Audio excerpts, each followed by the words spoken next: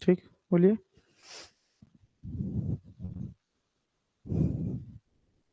हो गया लाइव।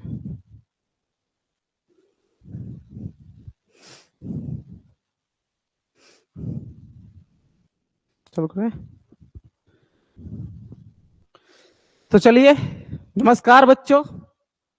देखते हैं हम लोग आज के क्लास से जो है हम लोग धूम मचाने के लिए तैयार है, क्रैश कोर्स के लिए। आ जाइए सभी बच्चे। अब जो है भौकाल होगा यहाँ पर, ठीक है। तो चलिए शुरुआत करते बउआ जी।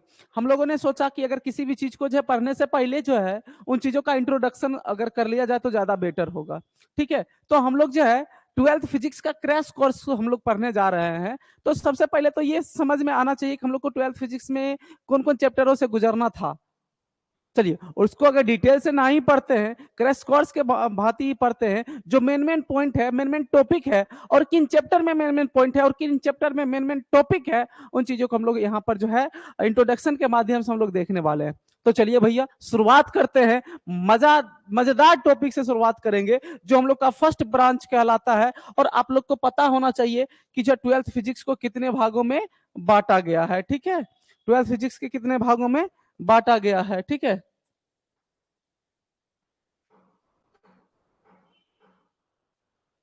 और पेज,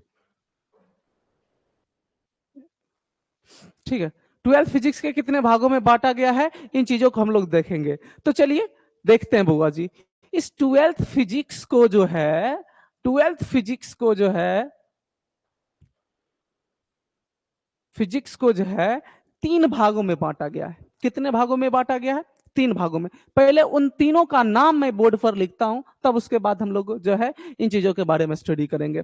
पहला बोला गया है आपका, पहला जो ब्रांच है वो ब्रांच है इलेक्ट्रोमैग्नेटिज्म। क्या है बुआ जी? इलेक्ट्रोमैग्नेटिज्म, ठीक है। इलेक्ट्रोमैग्नेटिज्म, जिसको हिंदी में बोला जाता है विद्युत चुंबकत्व, ठीक है। और दूसरा बोला जाता है ऑप्टिक्स, जिसको हिंदी में बोला जाता है बुआ जी प्रकाशिकी। और तीसरा है मॉडर्न फिजिक्स, ठीक है।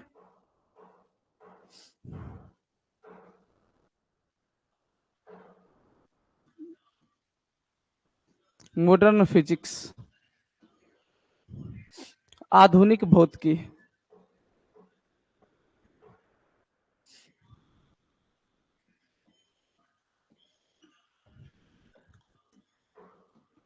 दो मिनट।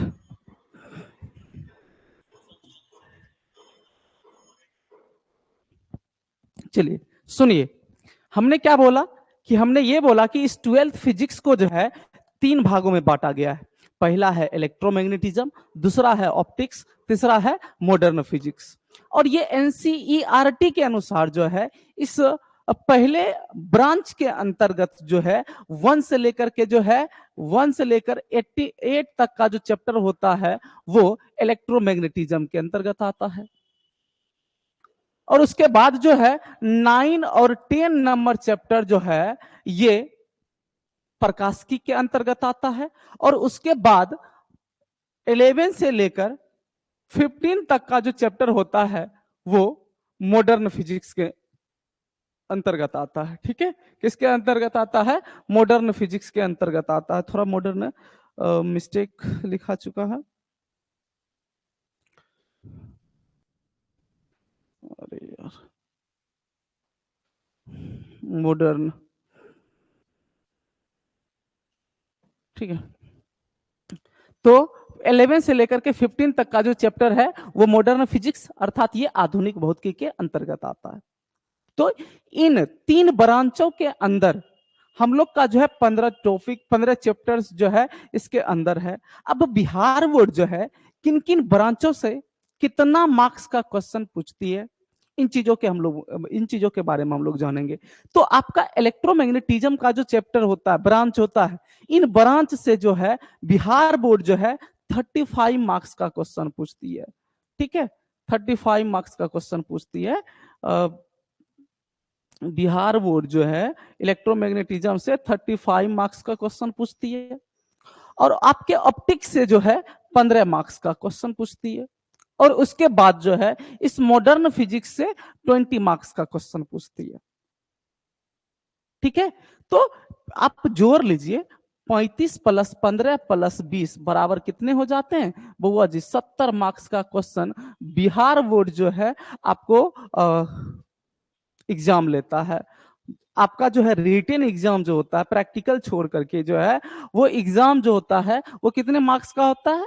आंसर है 70 मार्क्स का, जिसमें आपको जो है 35 मार्क्स का क्वेश्चन जो है कहां से? इलेक्ट्रोमैग्नेटिज्म से। और जो है कितना 15 नंबर का क्वेश्चन जो है बुआ जी प्रकाशिकी से। और जो है 20 मार्क्स का क्वेश्चन जो है मॉडर्न फिजिक्स के पूछा जाता है। आप अगर टोटल करेंगे 35 प्लस 15 प्लस 35 प्लस 15 बराबर 50 और 50 प्लस 20 बराबर 70। मैथ तो आप लोग को आता ही होगा। तो बुआ जी 20 जोड़ेंगे तो इसमें क्या हो जाएगा? 70। और 70 तो आपका जो है बिहार बोर्ड यहाँ से क्वेश्चन ही पूछती है। तो यहां से हम लोग अब समझेंगे कि ये इलेक्ट्रोमैग्नेटिज्म के अंतर्गत कौन कौन से चैप्टर आते हैं 1 से लेकर के 8 तक। तो वो कौन कौन सा चैप्टर है। तब उसके बाद 9 और 10 जिसको प्रकाशिकी बोला गया वो कौन कौन सा चैप्टर है। और उसके बाद मॉडर्न फिजिक्स। इन सभी चीजों को जो है ऑरेली हम लोग समझते हुए यहाँ से आगे निकल जाएंगे। ठीक है, और इसके हम लोग इस बेसिस पर इसको समझेंगे कि हम लोग का जो है ये क्रैश कोर्स का टॉपिक है। इसमें किन किन टॉपिक को हम लोग को साथ लेकर के चलना होगा, जहां से हम लोग को इस चैप्टर में मजा आने वाली है, जिन टॉपिक को हम लोग पढ़ने वाले हैं। तो चलिए शुरुआत करते हैं।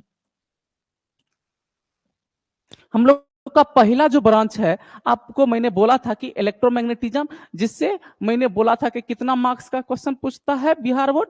35 मार्क्स का क्वेश्चन पूछता है। और ये 35 मार्क्स के क्वेश्चन में आपका सबसे पहला जो चैप्टर आता है वो आता है विद्युत आवेश तथा विद्युत क्षेत्र। ये विद्युत आवेश तथा विद्युत क्षेत्र जो चैप्टर है, इसमें से सबसे पहले अगर हम लोग स्टार्ट करेंगे तो विद्युत आवेश को पढ़ना स्टार्ट करेंगे। विद्युत आवेश होता क्या है, इन चीजों के बारे में हम लोग जानेंगे। विद्युत आवेश के गुण क्या होते हैं, इन चीजों के बारे में हम लोग जानेंगे। तब यहां से पहुंचेंगे कि किसी वस्तु को आवेशित कैसे किया जाता है और किसी वस्तु को अनावेशित कैसे किया जाता है, इन चीजों के बारे में पढ़ेंगे। कूलम के नियम को पढ़ेंगे। और यहाँ पर जो है कूलम के नियम को पढ़ते हुए वहां से हम लोग जो है गॉस के नियम को पढ़ेंगे, जहां से ये टॉपिक हम लोग का क्या होने वाला होगा? खत्म होने वाला होगा। जिसमें हम लोग जो है और इसके अंदर भी मेन टॉपिक्स है, जिसको हम लोग पढ़ते हुए यहाँ से क्या करेंगे? निकल जाएंगे। इसको पढ़ने के बाद हम लोग पहुंचेंगे विद्युत विभव तथा धारिता पर। विद्युत विभव होता क्या है? ठीक है, विद्युत विभव होता क्या है, इन चीजों के बारे में हम लोग जानेंगे। विद्युत विभव के जो है क्या क्या गुण है, विद्युत विभव के कारण, यानी कि विद्युत विभव जो है किन किन बिंदु पर ज्ञात करनी है, जहां से जो है हम लोग विद्युत विभव को जो है अलग अलग बिंदु आवेश के कारण, अलग अलग जो है विद्युत द्विध्रुव के कारण हम लोग क्या करेंगे? आंसर है विद्युत विभव का मान ज्ञात करना शुरू सीखेंगे। ठीक है, और जो हमारे एग्जाम के दृष्टिकोण से बेहतरीन होने वाला है, जहां से बिहार बोर्ड क्वेश्चन पूछता ही पूछता है, उन चीजों को हम लोग कवर करेंगे। तब उसके बाद हम लोग का टॉपिक आ जाएगा धारिता। धारिता मतलब क्या होता है? किसी चीज को धारण करने की क्षमता, किसी चीज को धारण करने वाला वस्तु जिसमें धारण करके रखेंगे वो धारिता होती है। ये धारिता के बारे में हम लोग जानेंगे। ठीक है, जिसमें जो है संधारित्र वगैरह, संधारित्र के बारे में जानेंगे, ये संधारित्र कैसे वर्क करता है, इन चीजों के बारे में हम लोग जानेंगे। तो बहुत मजा आने वाला है इन चैप्टर में भी। और ये दोनों चैप्टर जो है इलेक्ट्रोस्टैटिक्स कहलाता। क्या कहलाता बुआ जी? Electrostatics, electrostatics. ठीक है, और ये इलेक्ट्रोस्टैटिक्स चैप्टर कहलाता, जिसको हम लोग जो है स्थिर वैद्युतिकी कहते हैं। क्या कहते हैं बुआ जी? स्थिर वैद्युतिकी कहते हैं। ठीक है, यहाँ से स्थिर वैद्युतिकी कहते हैं। उसके बाद विद्युत धारा हम लोग कहा जाता है। विद्युत धारा क्या होता है सो समझिएगा। हम लोग जब यहाँ पर इन दोनों चैप्टर को स्टडी करेंगे तो इसमें हम लोग जो है रेस्ट पार्टिकल यानी रेस्ट चार्ज के बारे में जानेंगे, रुका हुआ चार्ज के बारे में जानेंगे। लेकिन जो ही हम लोग विद्युत धारा के पास आएंगे तो उसी चार्ज को एक समान चाल से, एक समान वेग से दौड़ाना शुरू करेंगे। जो ही एक समान वेग से, वो एक समान चाल से जब वो चार्ज चलना शुरू करेगा तो चलने के क्रम में वो क्या करेगा, आंसर है एक कैरेक्टर उत्पन्न करेगा, यानी कि जो है विद्युतीय क्षेत्र और चुंबकीय क्षेत्र उत्पन्न करेगा। अर्थात वहां से सीधा सीधी एक समान वेग से चलने वाले आवेश जो होता है वो विद्युत धारा को भी उत्पन्न करती है। अर्थात वहां से हम लोग इस पॉइंट को क्या पढ़ेंगे बुआ जी, कि विद्युत धारा होता क्या है।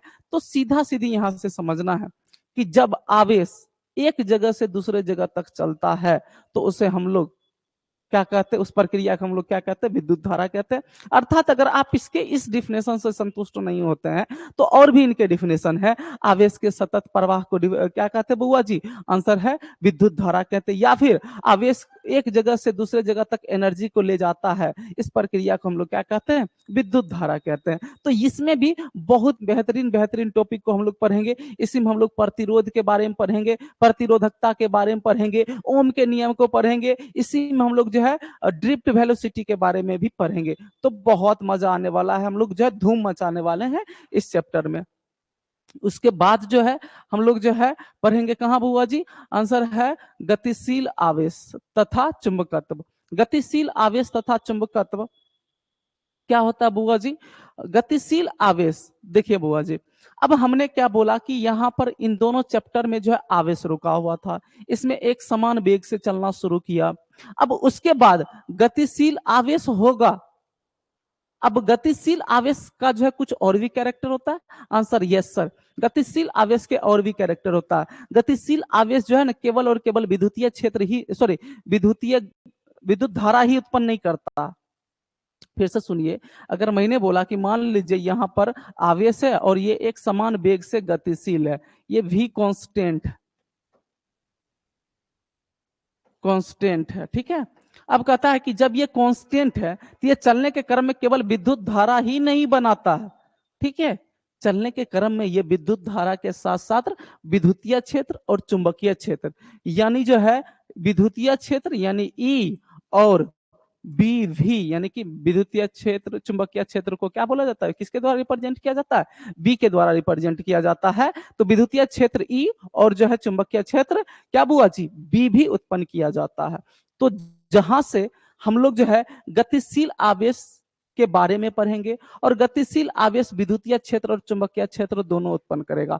जहां पर यह चुंबकीय क्षेत्र को उत्पन्न करेगा उस जगह पर हम लोग क्या पढ़ेंगे, चुंबकत्व को पढ़ेंगे। तो यहाँ पर बहुत मजेदार पॉइंट भी आने वाला है जो बहुत मजा देगी, ठीक है। तो इसके बाद इन दोनों पॉइंट को पढ़ने के बाद जो हम लोग पहुंच जाएंगे कहां पर बुआ जी, चुंबकत्व तथा द्रव्य पर। चुंबकत्व तथा द्रव्य पर। अभी तुरंत इसके पीछे वाले चैप्टर में हमने ये बोला कि गतिशील आवेश क्या करता है, चुंबकीय क्षेत्र उत्पन्न करता है। तो मैं आप ही से पूछना चाहता हूं कि दुनिया के हर एक वस्तु जो होते हैं, दुनिया के हर एक वस्तु के अंतर जो होता है इलेक्ट्रॉन घूमते रहता। क्या घूमते रहता बुआ जी, इलेक्ट्रॉन घूमते रहता। इलेक्ट्रॉन होता क्या है, आंसर है सर विद्युत आवेश होता है।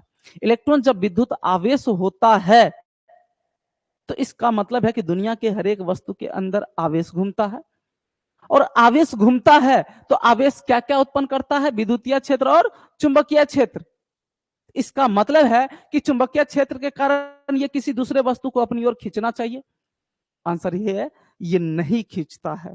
क्यों नहीं खींचता है, इस चीज के बारे में हम लोग इस 5वां नंबर चैप्टर में जानेंगे।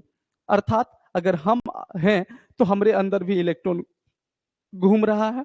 इलेक्ट्रॉन घूम रहा है तो क्या करेगा, आंसर है किसी आदमी को अपनी ओर खींचना चाहिए ना, लेकिन ये खींचता नहीं है। क्यों नहीं खींचता है, क्या कारण है, इन चीजों के बारे में हम लोग इसी चैप्टर में स्टडी करेंगे। तो चलिए अगला चैप्टर जो है हम लोग का क्या होने वाला है, आंसर है 6 नंबर चैप्टर, जिसमें हम लोग पढ़ेंगे बुआ जी विद्युत चुंबकीय प्रेरण। विद्युत चुंबकीय प्रेरण, इसमें 2 बार प्रेरण लिखा गया, ठीक है। चलिए, कहता है विद्युत चुंबकीय प्रेरण क्या होता है, इस बारे में हम लोग जानेंगे। विद्युत चुंबकीय प्रेरण, देखिए बुआ जी ये चैप्टर ही मजेदार चैप्टर है। विद्युत चुंबकीय प्रेरण क्या होता है, जैसे कि मैंने बोला कि मान लीजिए हमारे पास 2 कॉइल है, एक कॉइल ये है, एक कॉइल ये है। अभी इस कॉइल में विद्युत धारा हम परिवर्तन किए तो इसमें अपरूपीय विद्युत धारा प्रवाहित होना शुरू हो जाता है। इसमें विद्युत धारा में परिवर्तन करने से इसमें विद्युत धारा प्रवाहित होना शुरू हो जाता है, जबकि इसके बीच में कोई कनेक्शन है ही नहीं। तो इस प्रक्रिया को हम लोग प्रेरण कहते हैं। ठीक है, तो जिसमें हम लोग स्वप्रेरण, अन्योन प्रेरण जो है ना, स्वप्रेरण गुणांक, अन्योन प्रेरण गुणांक और भी सारे कुछ को हम लोग पढ़ने वाले हैं। ठीक है, इसी में हम लोग जो है जनरेटर को पढ़ेंगे, बहुत मजा आने वाला है। जहां से बिहार बोर्ड जो है क्वेश्चन पूछता ही पूछता है, जनरेटर का ताम्र क्षय क्या होता है, सॉरी ये जनरेटर का ताम्र क्षय नहीं होता, ट्रांसफार्मर का ताम्र क्षय होता है, मिस्टेक हो गया। तो यहां से हम लोग जो है जनरेटर के बारे में स्टडी करेंगे। ठीक है, तो वो जो स्टडी हम लोग जो है कहां पर करेंगे, विद्युत चुंबकीय प्रेरण में ही करेंगे। ठीक है, तब उसके जो है बाद हम लोग पहुंचने वाले हैं बुआ जी प्रत्यावर्ती धारा पर। ये प्रत्यावर्ती धारा होता क्या है, अल्टरनेटिंग करंट। आपको पता होना चाहिए, हम लोग जो है हमारे घर में जो करंट आती है वो करंट जो होती है अल्टरनेटिंग करंट होती है। कैसा करंट होती है, अल्टरनेटिंग करंट। ठीक है, और वो करंट जो होता है जिसकी जो है परिमाण और जो है दिशा हर हमेशा क्या होते रहती है, बदलते रहती है। तो ऐसे विद्युत धारा को हम लोग क्या कहते हैं, प्रत्यावर्ती विद्युत धारा कहते हैं, जो बहुत मजेदार होने वाली है। जो इस चैप्टर में जो है, यहाँ से जो है हम लोग इस चैप्टर से जो है बिहार बोर्ड जो है 5 से 4 या 4 नंबर या 5 नंबर का क्वेश्चन पूछती है। ठीक है, जो यहाँ से धूम मचाने वाली होगी, बहुत यहाँ सब्जेक्टिव और सब्जेक्टिव भी क्वेश्चन पूछते हैं, बहुत मजा आने वाला है। ठीक है, अब उसके बाद आ जाइए विद्युत चुंबकीय प्रेरण। विद्युत चुंबकीय प्रेरण, विद्युत चुंबकीय प्रेरण ये जो है 1 से 2 दिन में खत्म हो जाने वाली चैप्टर है। इसमें जो है कुछ पॉइंट्स जो है जो यहाँ से बिहार बोर्ड 2 नंबर में कवर करती है। यहाँ से 5 नंबर के क्वेश्चन कवर नहीं होते हैं, 2 नंबर का क्वेश्चन बहुत बेहतरीन बेहतरीन 2 नंबर का क्वेश्चन बनता है, जहां से बिहार बोर्ड पूछती है, जहां से हम लोग पढ़ते हैं एम्पियर मैक्सवेल का नियम। ठीक है, बहुत मजेदार मजेदार पॉइंट है इसके अंतर्गत। ठीक है, यहीं से हम लोग पढ़ेंगे विस्थापन धारा, जो 2 नंबर में पूछती है, बिहार बोर्ड पूछती ही ऐसे ऐसे क्वेश्चन को है। ठीक है, तो चलिए इन सभी ब्रांच को, यानी कि पहला ब्रांच को अगर हम लोग समझ गए होंगे, तो इसके बाद हम लोग देखने वाले हैं कि जो है इस ऑप्टिक्स के अंतर्गत, यानी अब दूसरा जो है ब्रांच हम लोग का क्या आने वाला है बुआ जी, ऑप्टिक्स, जिसमें हम लोग जो है किरण प्रकाश की को समझेंगे, और उसके बाद हम लोग जो है तरंग प्रकाश की। आपको पता होना चाहिए, हमारे न्यूटन सर जो इंग्लैंड के रहने वाले थे, उन्होंने पहली बार ये बताए थे प्रकाश के बारे में कि प्रकाश जो है किसके रूप में चलती है बुआ जी, किरण के रूप में चलती है। किसके रूप में चलती है, किरण के रूप में चलती है। तो ठीक है, ये किरण के रूप में जो चलती है, तो ये किरण कैसे चलती है, इसे के कारण क्या क्या होते हैं, इस प्रकाश के किन किन घटनाओं के अध्ययन किया गया है, वो सब के सब ये, यानी कि सीधा सीधे न्यूटन सर जितने भी थ्योरी दिए, जितने भी सिद्धांत दिए, जितने भी एक्सपेरिमेंट किए, वो सारे के सारे कुछ हम लोग जो है किरण प्रकाश की पढ़ेंगे, जहां से प्रकाश केवल और केवल सीधी रेखा में चलती होगी, जहां से प्रकाश के परावर्तन, प्रकाश के अपवर्तन, मानव नेत्र जो आप लोगों ने 10वां में पढ़ के आया, वो सारे के सारे कुछ इसमें भी पढ़ने होंगे, लेकिन उससे भी थोड़ा आगे और डिटेल करके पढ़ने होंगे, ताकि आपको जो है बहुत मजा आने वाली है। जहां से बिहार बोर्ड जो है 5 नंबर का क्वेश्चन यहां से तो पूछती ही पूछती है। ठीक है, आपके किरण प्रकाश की से 2 नंबर, 2 5 नंबर पूछता है, जो 5 नंबर VVI होता है। ठीक है, जो हम लोग वहां पर कवर करेंगे। तब उसके बाद जो आता है तरंग प्रकाश की, तरंग प्रकाश की को देने वाले साइंटिस्ट का नाम था हाइगेंस सर। ठीक है, ये हाइगेंस सर जो बताए थे कि जिस तरीके से हम लोग पानी में पत्थर को फेंकते हैं तो पानी डांस करते हुए चलता है, डांस करते हुए चलता है, तो उस डांस करने की कला को उन्होंने नाम दे दिया था तरंग। क्या नाम दे दिए थे, तरंग। तो उस तरंग, यानी कि तरंग के रूप में चलते हैं, तो ये तरंग के बारे में भी वहां पर जो प्रकाश को बोला कि ये तरंग के रूप में चलते हैं, तो वहां से तरंग प्रकाश की को उन्होंने इजाद किया। और इनके अंदर बहुत सारे चैप्टर्स है, इनके अंदर बहुत सारे टॉपिक है, जो मजेदार टॉपिक है, जो बिहार बोर्ड आपको क्या करती है, यहाँ से क्वेश्चन कवर करवाती है। अगर इन दोनों को मैं समझाऊं तो बउआ जी वो कम से कम जो है 45 मिनट के समय लगेंगे। अगर ये दोनों का निर्माण कैसे हुआ, किस तरीके से हुआ, तो हम लोग उतना भी डिटेल से नहीं पढ़ने वाले हैं, क्योंकि हम लोग का जो है ये बैच जो स्टार्ट हुई है, ये क्रैश कोर्स का बैच स्टार्ट हुई है। तो भाई हम लोग जो है थोड़ा वैसे वैसे टॉपिक को जो है कवर करते चले, जो हमारे बिहार बोर्ड के दृष्टिकोण से, एग्जाम के दृष्टिकोण से VVI हो, जो हमारे एग्जाम के दृष्टिकोण से क्या हो, VVI हो। तो चलिए भैया जी, अब उसके बाद आ जाता मॉडर्न फिजिक्स, जहां से आपको पता होना होना पता होगा कि यहाँ से जो है बिहार बोर्ड कितने मार्क्स का क्वेश्चन पूछता है बउआ जी, 20 मार्क्स का क्वेश्चन पूछता है। बहुत मजा आने वाली है, ठीक है।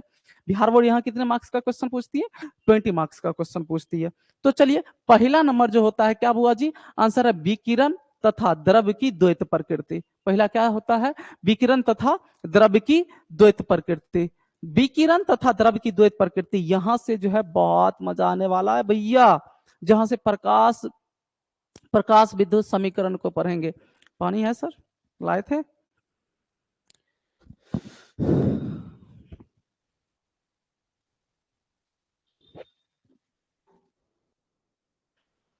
सुनिएगा, तो यहां से जो है क्या करने वाले हैं? विकिरण तथा द्रव्य की द्वैत प्रकृति, यहां से जो बहुत मजेदार टॉपिक कवर होने वाले हैं, जहां से हम लोग पढ़ेंगे प्रकाश विद्युत समीकरण, जहां से पढ़ेंगे बुआ जी प्रकाश इमिशन, ठीक है। जहां यानी कि प्रकाश इमिशन कहते हैं, इलेक्ट्रॉन इमिशन यानी कि जो है इलेक्ट्रॉन का उत्सर्जन पढ़ने वाले हैं।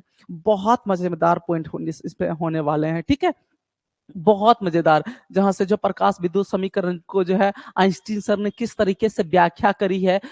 5 नंबरा क्वेश्चन यहां से तो बनता ही बनता है, 2 नंबरा तो ढेर सारे बनते हैं, 5 नंबरा तो बनता ही बनता है, जो हम लोग यहाँ पर जो है बहुत जो है मजेदार मजेदार पॉइंट को कवर करेंगे। तब यहाँ से हम लोग पहुंच जाएंगे परमाणु पर। अब परमाणु क्या होता है तो आपको पता होना चाहिए, एटम क्या होता है, ठीक है। एटम जो है, जहां से जो है रदरफोर्ड सर ने समझाए थे, अल्फा प्रकाश के प्रकीर्णन को समझाए थे, ठीक है। और इसके बाद जो रदरफोर्ड सर ने जो गलती करी थी, उस गलती को समझाने के लिए नील बोर सर आए थे। उस नील बोर सर के जो है बोर सिद्धांत को भी हम लोग यहीं पे पढ़ेंगे। बोर सिद्धांत जो होता है ना, वो हम लोग जो है इसी टॉपिक में पढ़ेंगे। बहुत मजा आने वाली है, ठीक है। तब उसके बाद आ जाता है हम लोग का नाभिक चैप्टर, पता होना चाहिए, जहां से हम लोग जो है एटम बम और जो है एटम बम जो हाइड्रोजन बम हम लोग जहां से बनाते हैं, नाभिकीय विखंडन, नाभिकीय संलयन, इन सभी टॉपिक को पढ़ेंगे। यहाँ से हम लोग जो है रेडियो एक्टिव यानी कि जो है रेडियो सक्रियता पदार्थ को पढ़ेंगे। अल्फा बीटा गामा रे के बारे में हम लोग जानेंगे। वो कहाँ पर बुआ जी? नाभिक के बारे में पढ़ेंगे। उसके बाद हम लोग का आ जाता है बुआ जी अर्धचालक तथा लॉजिक गेट।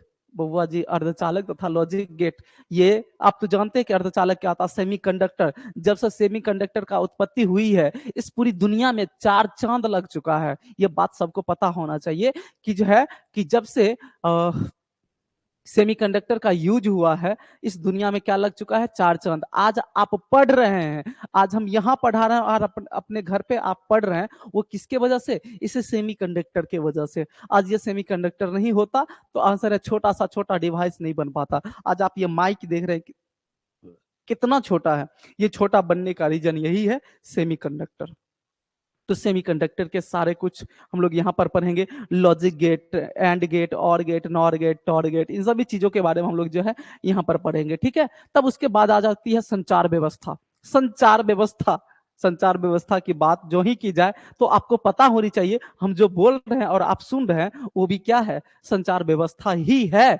जो हम बोलने के बाद आप वहां पर सुन रहे हैं और पढ़ रहे हैं, तो इन सभी चीजों के बारे में हम लोग जो है स्टडी करेंगे। हम बोल रहे हैं और आपके आपके तरफ मेरा पिक्चर सहित मेरा आवाज जा रही है, किस प्रोसेस से जा रही है, किस तरीके से जा रही है, इन सभी चीजों के बारे में हम लोग कहां पर पढ़ेंगे? आंसर है इस चैप्टर में पढ़ेंगे। तो बउआ जी, आज का क्लास हम लोग का इतना ही होगा, और कल से आप लोग कॉपी, आप लोग जो है इन सभी चीजों को जो है कॉपी पर जो है उतार लीजिएगा, सभी चैप्टर्स का नाम लिख लीजिएगा। लिखने के बाद कल से आप लोग कॉपी कलम ले करके बैठेंगे, ताकि हम लोग जो है आए तो धूम मचाना शुरू कर दे। तो चलिए, आज के लिए इतना ही।